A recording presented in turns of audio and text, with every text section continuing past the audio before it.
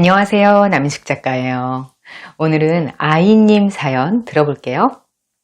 저에게는 너무 많은 걸 같이 하고 싶어하는 지인 A가 있습니다. 우선 연락을 너무 자주 합니다. 하루 종일 자기 일상을 아주 사소한 것까지 시시콜콜 알려줍니다. 공통 지인을 저만 만나게 되면 서운함을 표현하며 모든 일에 다 끼고 싶어 해요. 여자 셋이 모이니 질투심 같은 게 있을 수도 있는데요. 정말 모든 걸 너무 다 같이 하고 싶어 해요. 만나도 너무 기가 빨려서 만나고 싶지 않지만 쉽지 않습니다. 이번에는 A와의 공통 지인인 커플과 저희 커플이 같이 여행을 잡았습니다. 여행을 앞두고 즐거워야 하는데 우리는 둘 다 A의 나중 반응을 생각하며 마음 불편해하고 있습니다. 그냥 여행을 다녀오면 나중에 A가 격하게 따지고 들 테니 미리 말하는 게 나을 텐데요. 어떻게 말을 해야 그가 기분 상하지 않을 수 있을까요? 관계라는 게 참 쉽지 않은 게요. 사연자님의 반대의 입장인 사연 속의 그 A라는 분하고 같은 상황에서 사연을 보내주시는 분들도 많거든요. 나는 일상을 많이 공유하고 싶고 친해지고 싶은데 상대는 내 맘 같지가 않다. 나만 연락하는 기분이다. 이런 일방적인 관계에서 내가 어떻게 해야 하냐? 관계라는 게 항상 상대적이기 때문에 이런 입장 저런 입장에서 생각해보는 게 좋다는 생각이 들어요. 우리 어른성장학교를 저는 이렇게 반대 입장은 어떨까 하고 이해해보는 도구로 그렇게 사용해보시면 좋겠다. 이렇게 다른 입장을 확인할 때마다 생각해보게 됩니다. 사연 속 A님 같은 분은 어떻게 보면 사람이 참 정이 많다 이렇게 볼 수도 있을 거고요. 아마 본인도 그렇게 생각하고 있을 거예요. 그런데 독립적으로 관계를 꾸려나가는 어른들이 너무 이런 식으로 너무 밀접하게 결합된 관계를 추구하는 건 안 좋거든요. 이런 건 딱 고등학교까지예요. 늦어도 대학교 때까지죠. 드라마에서 조연으로 나오는 친구하고 주인공이 진짜 서로에 대해서 모르는 거 없이 다 알거든요. 그런 친구가 없으면 드라마에서는 친구가 아예 없는 걸로 나와요. 그건 설정상 필요해서 그러는 거예요. 시청자가 아는 걸 친구도 알아야 사건 전개에서 필요할 때 친구 역할을 척척 가져다 쓰죠. 그런 걸 가지고 미디어 같은 데서 보이는 친구 관계가 진짜 친구다. 이렇게 오해하게 되는 경우가 많더라고요. 심지어 부부조차도 너무 모든 걸 다 같이 하려고 하면 힘들어하는 경우가 많아요. 가족이라도 거리 조절이 필요한 건데 친구 관계면 오죽하겠어요. 그리고 사연자님이 그 A라는 분을 친구가 아니라 지인이라고 지칭하고 계시거든요. 사연자님과 상대방의 관계인식이 얼마나 차이가 있는지 대번에 알 수 있어요. 그 누구도 지인 정도인 사람하고 모든 일상을 시시콜콜 나누진 않죠. 이 경우는 관계 거리 조절이 필요해 보여요. 사연자님이 어떻게 거리 조절을 하셔야 할지 방법을 오늘 같이 생각해 볼게요. 첫 번째, 기분 안 상하는 방법은 없지만 모멸감은 주지 마세요. 사연자님은 우선 앞으로 상대방과 관계가 어떤 방향으로 나아갈지 대략 예측을 하고 계셔야 돼요.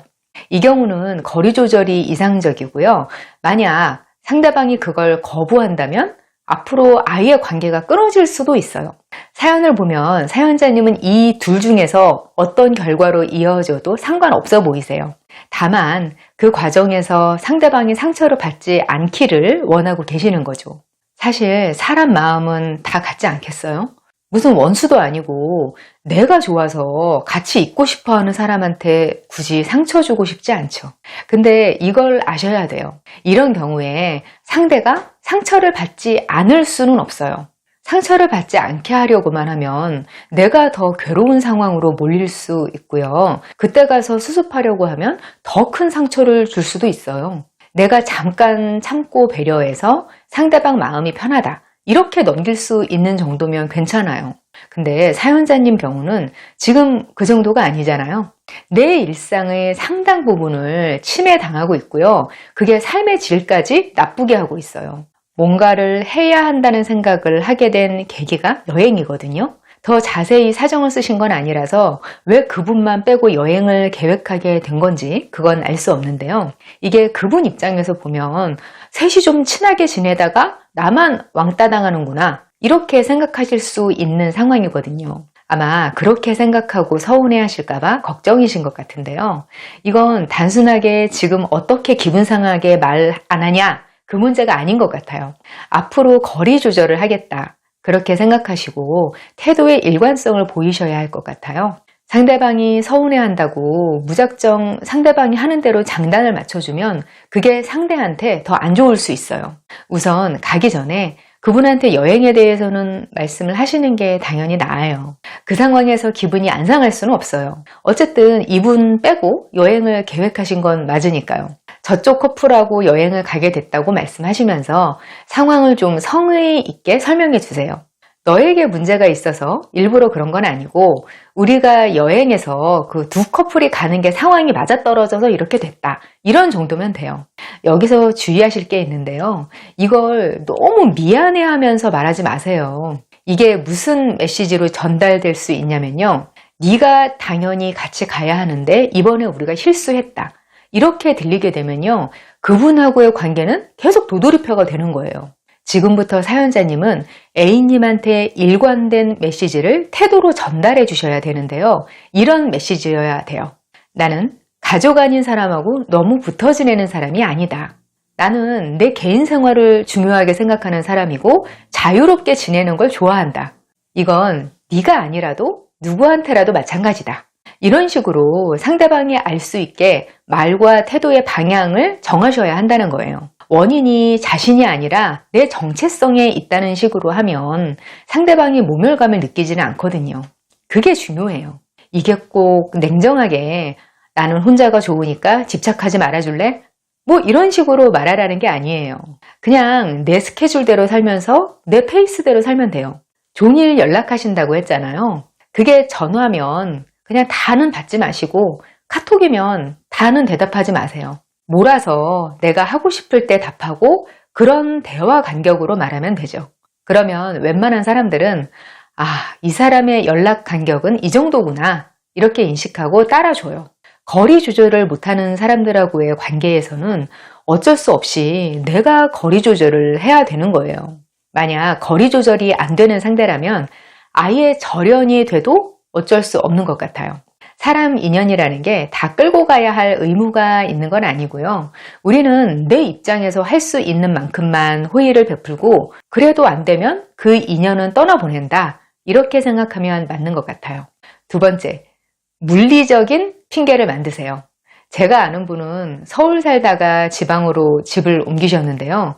프리랜서다 보니까 서울하고 지방을 자주 왔다 갔다 하세요. 근데 이분이 이런 말씀을 하시는 거예요.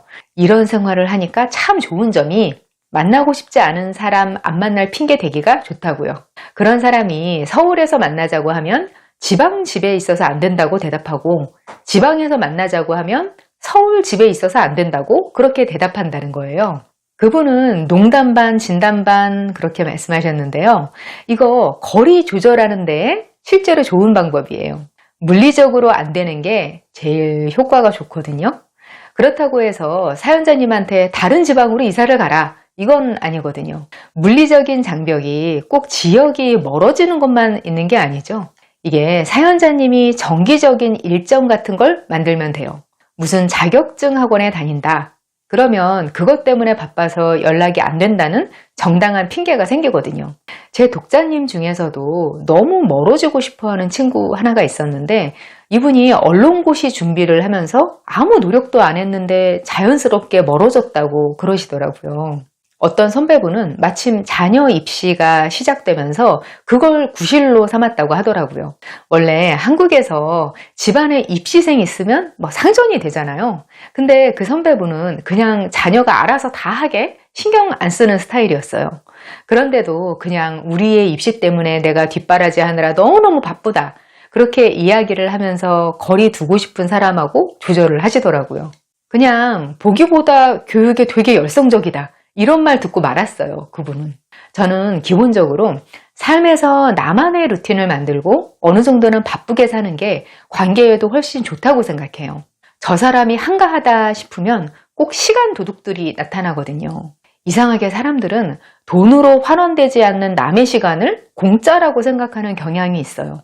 그래서 내가 항상 뭔가를 하는 사람이라는 인상을 주는 게 어느 정도는 필요한 것 같아요. 세 번째, 관계에 욕심 많은 사람에게 휘둘리지 마세요. 사실 이게 제일 중요한 걸 수도 있는데요. 돈 욕심 많은 것처럼 관계에도 욕심을 부리는 사람들이 있어요. 이건 질적으로도 양적으로도 다 적용되는 건데요. 질적으로 욕심 부리는 사람들은 사연 속 A님처럼 사람들하고 전인격적인 접촉을 원해요. 이런 분들이 상대를 힘들게 하는 면들이 뭐냐면 상대방이 죄책감을 느끼게 하는 상황을 자주 만들거든요. 지금 사연 속에서도 사연자님이 다른 친구하고 작당해서 A라는 분을 왕따 만드는 것 같은 그런 상황으로 인식하기 쉽다고 했잖아요. 근데 저는 사연자님이 그런 분은 아니라고 생각해요. 왜냐하면 그동안 A라는 분한테 맞춰주려고 애썼기 때문에 이런 상황이 된 거기 쉽거든요.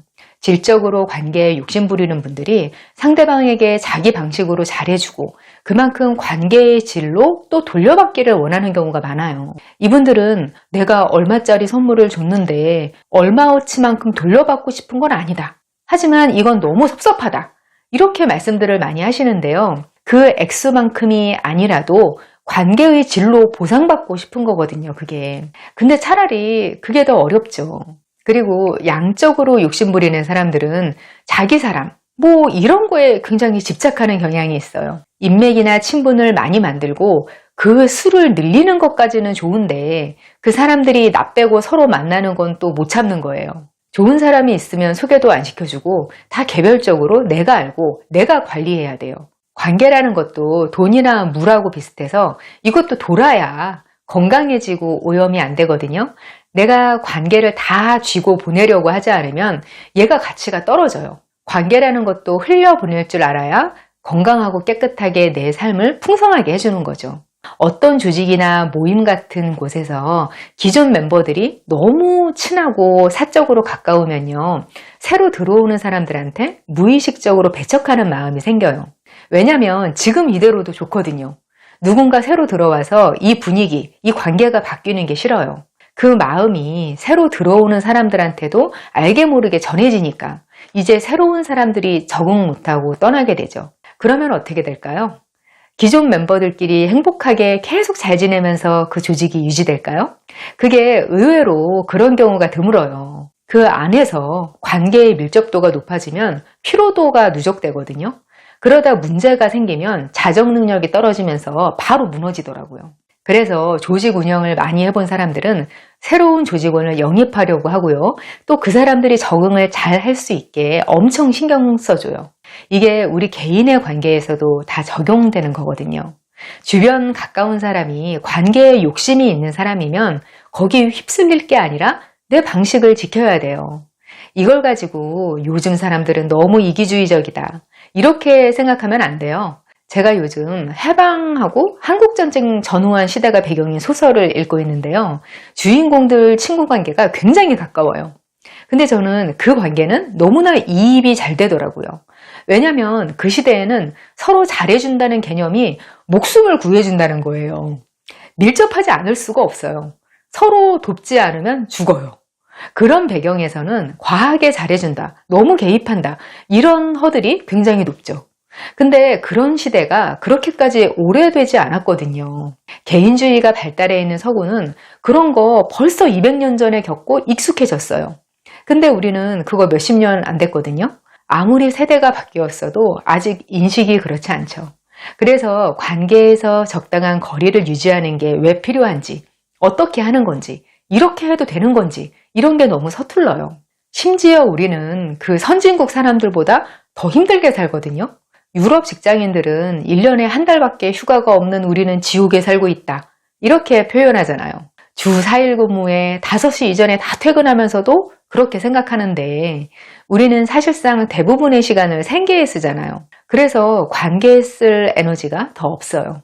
그런데도 이렇게 힘든 삶에서 내가 편한 만큼 관계를 선택하고 거리를 유지하는 걸 더 어려워한단 말이에요. 그렇다 보니까 아예 끊어버리는 분들도 꽤 계시죠. 남한테 휘둘리지 않는다는 게 매정하거나 폭력적인 게 아니에요. 세상이 친절하면서 내 페이스대로 살 수 있거든요. 거기서 제일 필요한 건 내 선이 어디쯤인지 알아야 된다는 거예요. 아니, 선이 어디 있는지 일단 알아야 그 선을 지킬 거 아니에요. 그러니까 관계에서도 남도 남이지만 나를 좀 관찰하고 내가 어디까지를 편안해하는 사람인가, 내가 원하는 관계의 선이 남을 불편하게 하지는 않는가, 그래서 조절이 필요한가, 이런 것도 잘 생각해 보시면 좋겠습니다.